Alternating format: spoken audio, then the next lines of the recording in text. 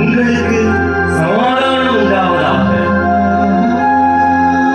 தோமாஸ், இங்கே வா. இதோ என் கரங்களை உற்றுப்பார். இந்த காய துவாரங்களில் உன் விரலை இடு.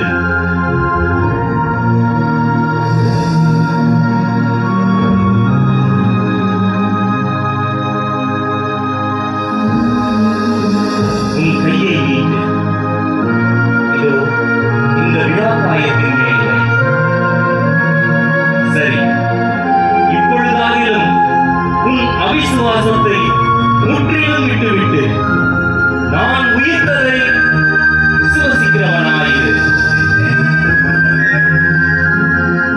தோமாஸ், கண்ணால் நீ பார்த்ததினாலோ விசுவசித்தாய்.